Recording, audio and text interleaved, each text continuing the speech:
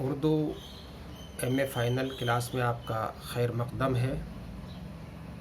ہم میر انیس کے مرثیے کا مطالعہ کر رہے ہیں۔ اس سے پہلے آپ پڑھ چکے ہیں کہ حضرت عباس کو فوج کا علم دیا جا چکا ہے اور اب میدان جنگ میں جانے کی پوری تیاری ہو چکی ہے۔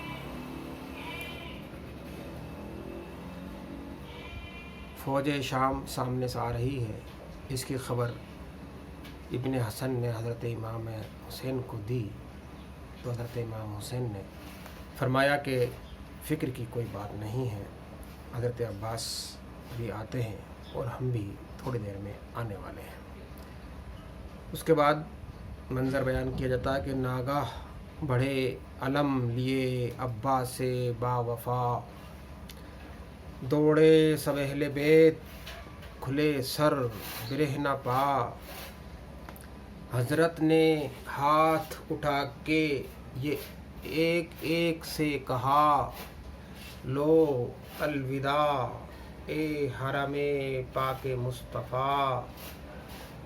صبح شب فراق ہے پیاروں کو دیکھ لو، سب مل کے ڈوبتے ہوئے تاروں کو دیکھ لو۔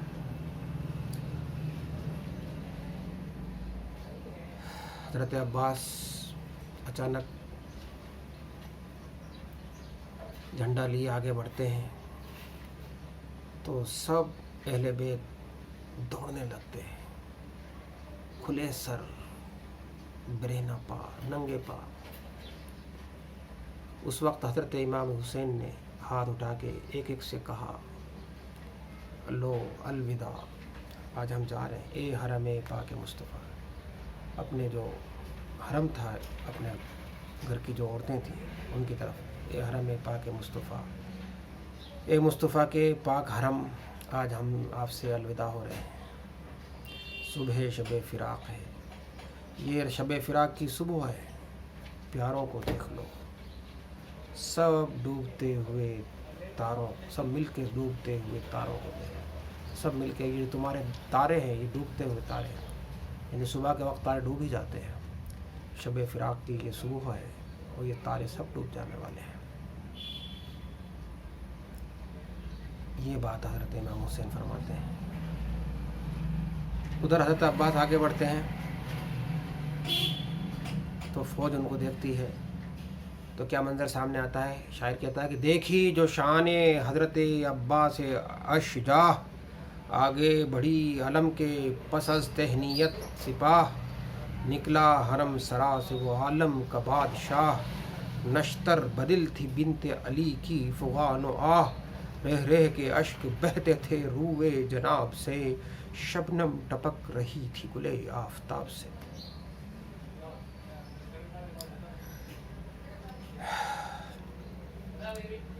حضرت عباس جب آگے آتے ہیں،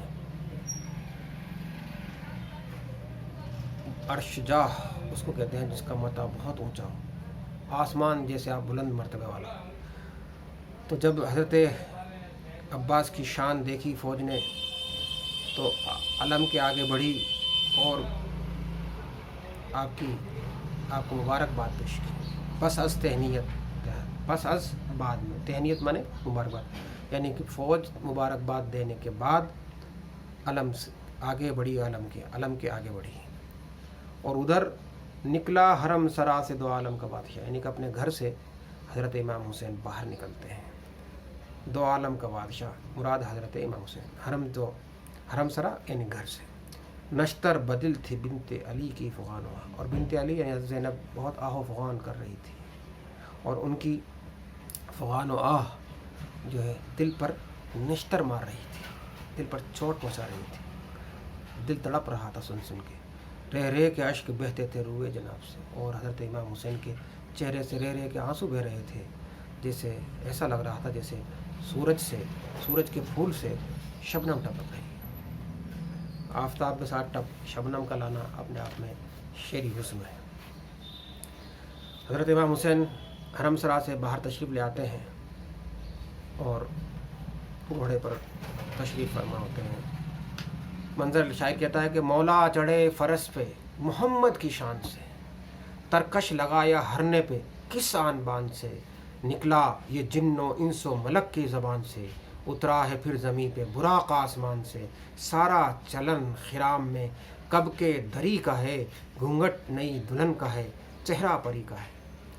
اب اس بند میں حضرت امام حسین کی شان کے ساتھ ساتھ ان کے گھوڑے کا بھی ذکر کیا گیا ہے۔ مولا چڑھے فرس پہ،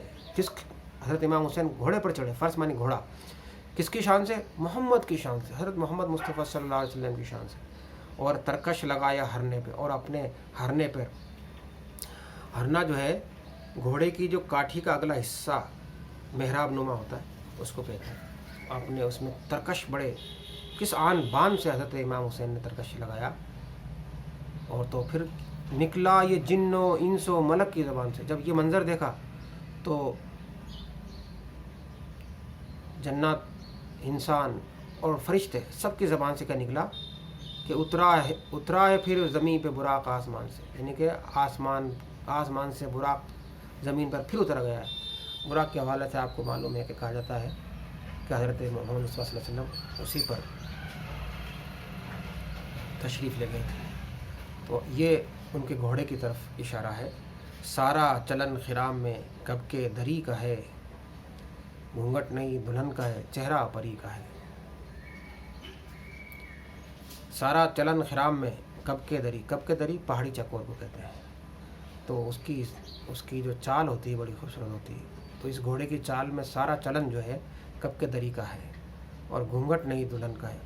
یعنی کہ اس کا چہرہ ڈھکا ہوتا ہے گھوڑے کا، تو اس کو شاعر نے دلہن کا چہرہ، گھونگھٹ نئی دلہن کا، تو اس کے گھونگھٹ کو نئی دلہن کا گھونگھٹ کہا ہے، اور چہرہ پری کا، اس کے چہرے کو پری کا چہرہ بتایا ہے۔ اور پھر آگے اس گھوڑے کا منظر، اس گھوڑے کی صفات بیان کرتے ہوئے، اس کی کیفیات کا ذکر کرتے ہوئے لکھتے ہیں کہ غصے میں آنکھڑیوں کے ابلنے کو دیکھیے، غصہ جب آتا ہے تو اس کی آنکھڑیاں ابلنے لگتی ہیں، بن بن کے جھوم جھوم کے چلنے کو، بن بن کے جھومتا ہے، جھوم جھوم کے چلتا ہے، کبھی اونچا ہوتا ہے، یعنی بن بن کے اسٹائل کر کے، سانچے میں جوڑ بند کے ڈھلنے کو، اس کا جوڑ بند کس طریقے سانچے میں ڈھلے ہوئے ہیں، دیکھنے لگ تھم کر کنوتیوں کو بدلنے، کس طریقے سے تھم کر کنوتی بدلتا ہے، یہ بھی دیکھنے کا منظر ہے۔ اس گھوڑے کو دیکھ کر پریوں کو یہ شوق پیدا ہوتا ہے کہ اس کی گردن میں ہاتھ ڈال دیں۔ بالا دوی میں اس کو ہما پر بھی فوق ہے، اور بالا دوی تیز رفتاری میں اس کو ہما ایک پرندے کا نام ہے جو اڑتا ہے، تو اس سے بھی اس کو فوقیت حاصل ہے۔ اب آگے منظر چلتا ہے اسی کا، تھم کر ہوا چلی فرس خوش قدم بڑھا، یعنی کہ فرش خوش قدم ایسے بڑھا جیسے تھم کر ہوا چلتی ہو، جوں جوں وہ سوئے دشت بڑھا اور دم بڑھا، یعنی جیسے جیسے وہ جنگل کی طرف، دشت کی طرف بڑھا، اس کی سپیڈ، اس کی رفتار اور تیز ہوتی گئی۔ گھوڑوں کی لیں سواروں نے باغیں علم بڑھا، اور جو سواروں نے گھوڑوں کی باغیں لیں اور جھنڈا آگے بڑھا۔ رایت بڑھا، یعنی وہ جھنڈا بڑھا، رایت مانے جھنڈا، کہ سروے ریاض ارم بڑھا، ایسا لگ رہا تھا کہ جنت کے باغ کا سرو آگے بڑھ رہا۔ سرو ایک پیڑ ہوتا ہے بہت خوشنما، اس سے تشبیہ دی گئی ہے جنت کے باغ کے سرو سے جھنڈے کو۔ پھولوں کو لے کے بعد بہاری پہنچ گئی، بستان کربلا میں سواری پہنچ گئی۔ جب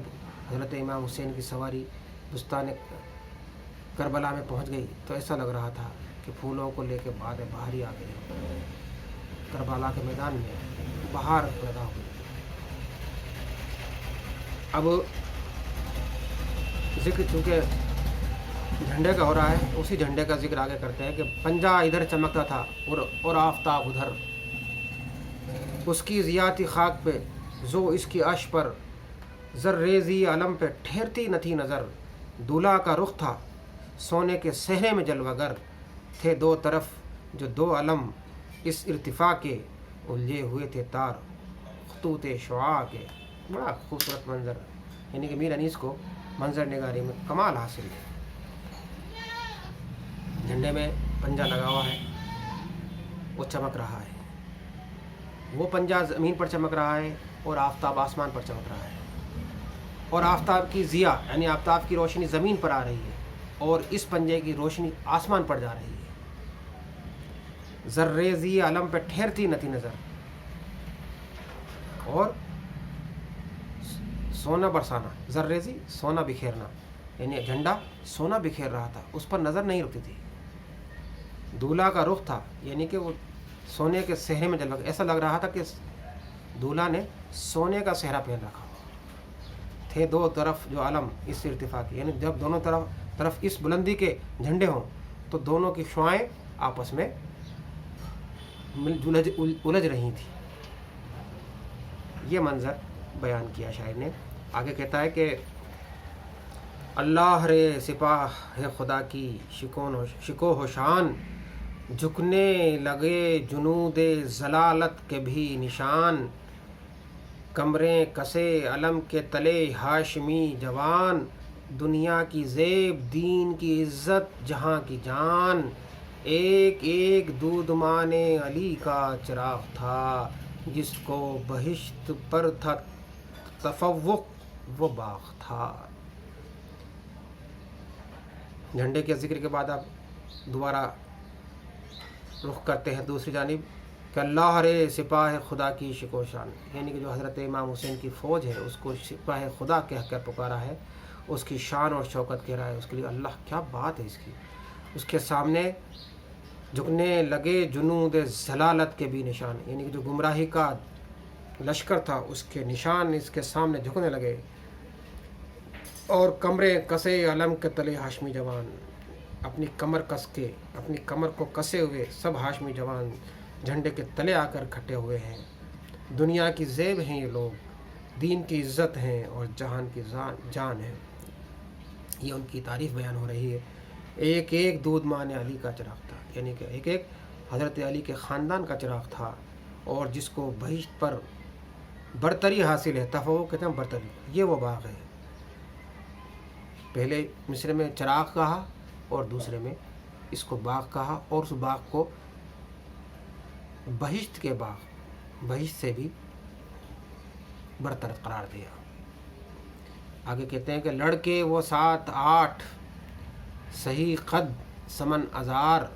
گیسو کسی کے چہرے پہ 2 اور کسی پہ 4،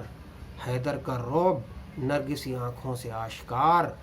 کھیلیں جو نیم چوں سے کریں شیر کو شکار،